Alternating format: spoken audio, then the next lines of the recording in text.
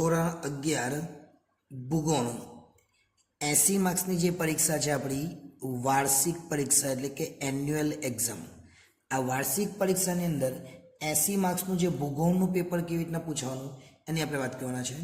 સૌપ્રથમ વિભાગ એ થી શરૂઆત કરીએ તો વિભાગ એ ની અંદર કુલ 10 પ્રશ્નો પૂછાવાના એટલે વિભાગ એ આપણા માટે 10 માર્ક્સનો થશે. કયા કયા 10 પ્રશ્નો એ જોઈ લઈએ તો 10 પ્રશ્નો નંબર 1 2 3 4 5 6 7 8 9 અને આ 10 પ્રશ્નો પૂછાવાના છે. આ 10 પ્રશ્નો કયા ચેપ્ટરમાંથી પૂછાવાના એ પણ જોઈ લઈએ એટલે તમને વાંચવામાં વધારે સરળતા રહી. તો જે પહેલા નંબરનો જે પ્રશ્ન છે એ ચેપ્ટર નંબર 2 માંથી પૂછાશે. જે આપણું બીજું ચેપ્ટર છે એમાંથી આ પહેલા નંબરનો પ્રશ્ન પૂછાશે. બીજા નંબરનો જે પ્રશ્ન છે એ આપણને ચેપ્ટર નંબર 3 માંથી પૂછાશે.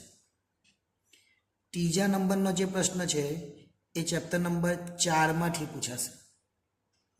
ચોથા નંબરનો જે પ્રશ્ન છે એ ચેપ્ટર નંબર 5 માંથી પૂછાશે.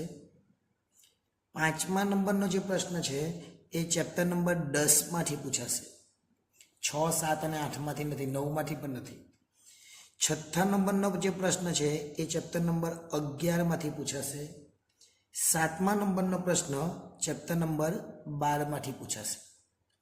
હવે 8 9 અને 10 બાકી રહ્યા એટલે આઠમા નંબરનો પ્રશ્ન ચેપ્ટર નંબર 14 માંથી, નવમા નંબરનો પ્રશ્ન ચેપ્ટર નંબર 15 માંથી અને 10મા નંબરનો પ્રશ્ન ચેપ્ટર નંબર 16 માંથી. એટલે આ રીતના આપણા 10 પ્રશ્નો વિભાગ એના પૂછાશે. હવે વાત કરીએ આપણે વિભાગ બીની. તો વિભાગ બીની અંદર પણ તમને 10 પ્રશ્નો પૂછાવાના છે એટલે એમાં પણ કેટલા માર્ક્સ રહેશે? 10 માર્ક્સ રહેશે. એટલે આ વિભાગ પર આપણા માટે 10 માર્ક્સનો થવાનો છે. કયા કયા પ્રશ્નો? તો પ્રશ્ન નંબર 11 12 13 14 15 16 અને 17, 18 19 અને 20 એમ ટોટલ કેટલા પ્રશ્નો પૂછાવાના છે? 20 પ્રશ્નો. હવે આ 20 પ્રશ્નો છે એટલે કે 10 પ્રશ્નો, પેલા 10 અને આ 10. હવે આ 10 પ્રશ્નો ક્યાંથી પૂછાવાના એ પણ જોઈ લઈએ. એટલે કે આ 11 નંબરનો જે પ્રશ્ન છે એ ચેપ્ટર નંબર 1 માંથી પૂછાશે. 12 નંબરનો જે પ્રશ્ન છે એ ચેપ્ટર નંબર 2 માંથી પૂછાશે. 13 નંબરનો પ્રશ્ન ચેપ્ટર નંબર 3 માંથી પૂછાશે. 14 નંબરનો જે પ્રશ્ન છે એ ચેપ્ટર નંબર 4 માંથી પૂછાશે. 15 નંબરનો પ્રશ્ન ચેપ્ટર નંબર 5 માંથી પૂછાશે. 16 નંબરનો જે પ્રશ્ન છે એ ચેપ્ટર નંબર 7 માંથી પૂછાશે. 17 નંબરનો પ્રશ્ન ચેપ્ટર નંબર 9 માંથી પૂછાશે. હવે બાકી રહ્યા 18 19 અને 20 એમ 3. તો જે 18 નંબરનો પ્રશ્ન છે એ ચેપ્ટર નંબર 10 માંથી પૂછાશે. 19 નંબરનો પ્રશ્ન ચેપ્ટર નંબર 11 માંથી પૂછાશે અને 20 નંબરનો પ્રશ્ન ચેપ્ટર નંબર 12 માંથી પૂછાશે.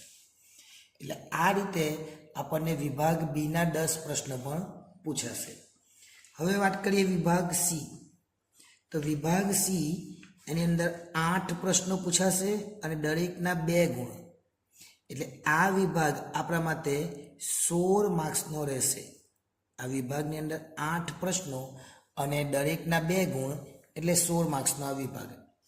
8 પ્રશ્નો કયા કયા તે જોઈ લે તો 21 નંબરનો પ્રશ્ન, 22 નંબરનો પ્રશ્ન, 23 નંબરનો પ્રશ્ન અને 24 નંબરનો પ્રશ્ન.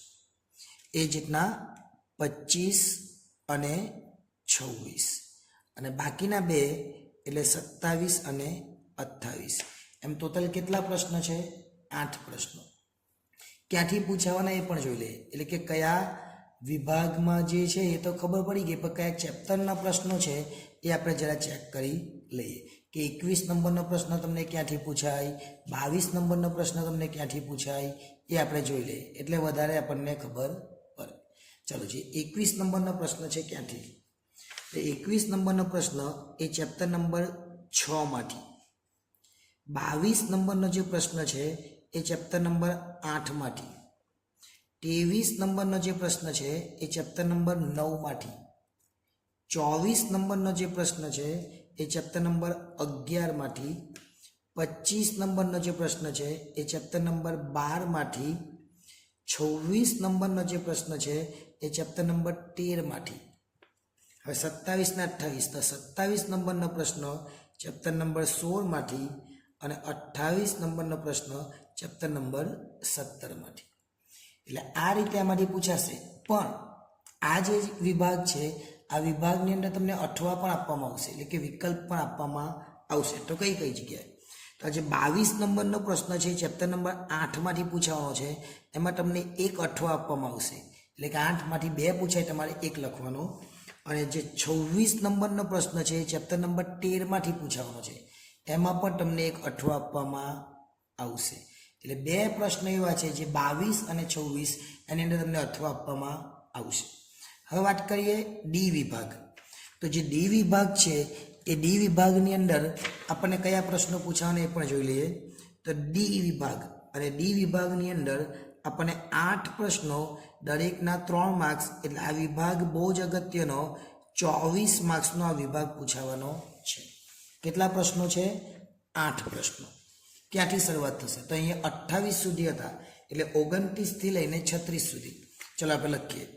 29, 30, 31, 32, 33, 34, 35 અને 36. એમ ટોટલ કેટલા પ્રશ્નો પૂછાવાના છે? 8 પ્રશ્નો પૂછાવાના છે, 29 થી લઈને 36 સુધી. કયા ચેપ્ટરમાંથી પૂછાવાનું એ પણ જોઈ લઈએ. કે 29 નંબરનો પ્રશ્ન એ તમને ચેપ્ટર નંબર 7માંથી પૂછાવાનો છે. 30 નંબરનો જે પ્રશ્ન છે એ ચેપ્ટર નંબર 8માંથી પૂછાવાનો છે. 31 નંબરનો પ્રશ્ન ચેપ્ટર નંબર 10માંથી પૂછાશે. 32 નંબરનો જે પ્રશ્ન છે ચેપ્ટર નંબર 11માંથી પૂછાશે. 33 નંબરનો પ્રશ્ન ચેપ્ટર નંબર 12માંથી પૂછાશે. ત્યાર પછી 34 નંબરનો જે પ્રશ્ન છે એ ચેપ્ટર નંબર 14માંથી પૂછાશે. અને આ 35 નંબરનો પ્રશ્ન એ પણ ચેપ્ટર નંબર 14માંથી પૂછાશે. અને 36 નંબરનો જે પ્રશ્ન છે એ ચેપ્ટર નંબર 17માંથી પૂછાવાનો છે. હવે આ જે પ્રશ્નો પૂછાયા, પણ આ પ્રશ્નમાં પણ તમને જે છે 8, એમાંથી કેટલાક આંતરિક વિકલ્પો આપવામાં આવશે એ પણ જોઈ લઈએ.